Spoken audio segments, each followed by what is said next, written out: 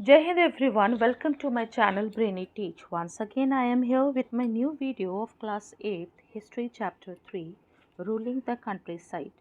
Before I start my video, I request you all to subscribe my channel, share and watch the video till end.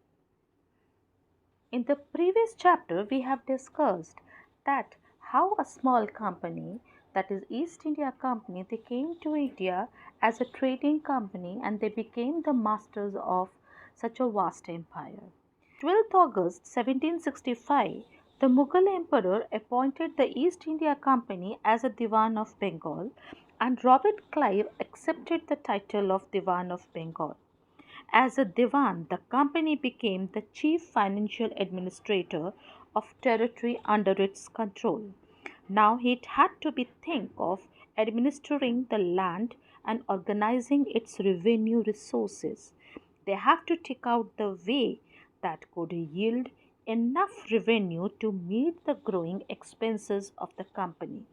For this, company started colonizing the countryside. They organized the revenue resources and redefined the right of the people and produced the crop they wanted. As the company, it became a Diwan. They wanted to earn large revenue income, but they were not willing to set up any regular system of assessment and collection.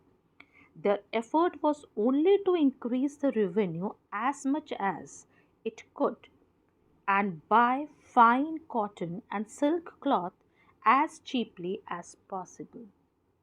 Within 5 years, the value of the goods bought by the company in the Bengal doubled.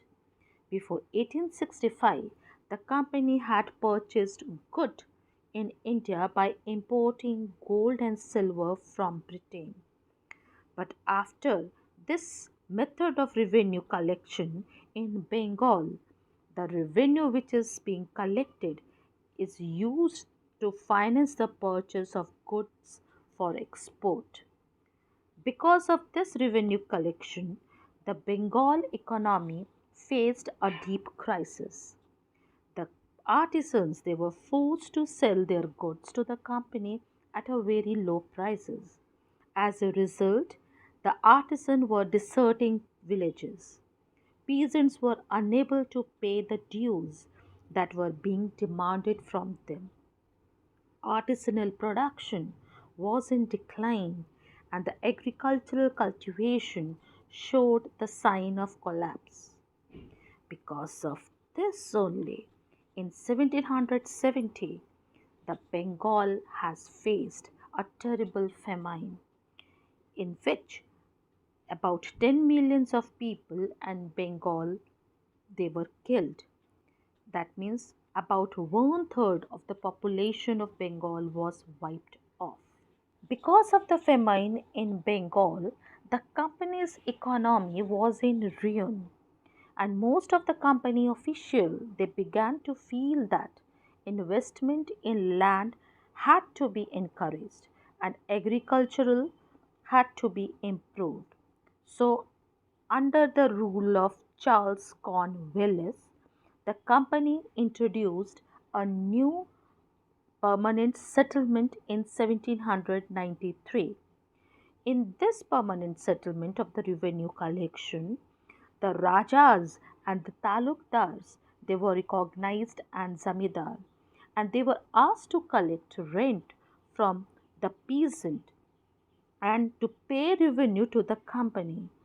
The amount to be paid was fixed permanently. That means it was not to be increased ever in the future. This permanent settlement of the revenue collection created lots of the problems not only for the company, for the zamindar and as well as for the cultivators. The company officials they soon discovered that the zamindars were in fact not investing the improvement of land. The revenue that had been fixed was so high that zamindars found it very difficult to pay, and the zamindars who failed to pay the revenue they lost their zamindari. This permanent settlement not only affected the zamindars, but company was also affected by this permanent settlement. Because of this, the market value rose very high and the cultivation slowly expanded.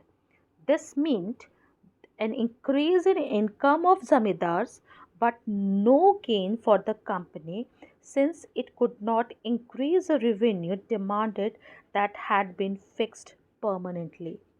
Even also the zamindars, they were not having any interest in improving the land. The cultivators, they also felt that this system was extremely oppressive. They have to pay the rent to the zamindar, which was very, very high. But their right on the land was insecure. To pay the rent, the peasants, the cultivators, they had to often take a loan from the moneylenders. And when they failed to pay the rent, the peasant was evicted from the land he had cultivated for the generations. By the early 19th century, when the company needed more money to meet its expenses of administration and trade, most of the company officials they were convinced that the system of revenue collection had to be changed again. So in 1822, Holt Mackenzie he has introduced a new collection method which is known as Mahalwari settlement. According to this settlement, every village is considered as a mahal and the charge of collecting the revenue and paying it to the company was given to the village headman rather than the zamindar. In this system, it was revised periodically, it was not permanent at all. Captain Alexander Reid tried a new collection method on a very small scale in some of the areas that were taken over by the company after the war with the Tipu Sultan.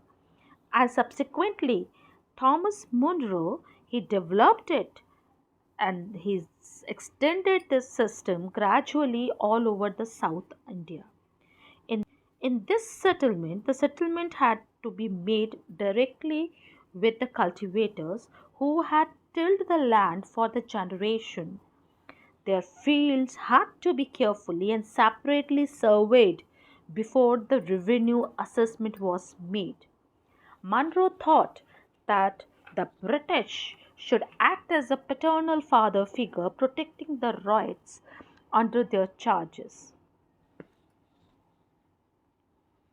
Within a few years after the new systems those were imposed on India like permanent settlement, Rohitwari system and Mahalwari system, the desire to increase the income from the land and revenue officials fixed too high a revenue demand. Peasants were unable to pay. Riots flooded the countryside and villages became deserted in many of the regions.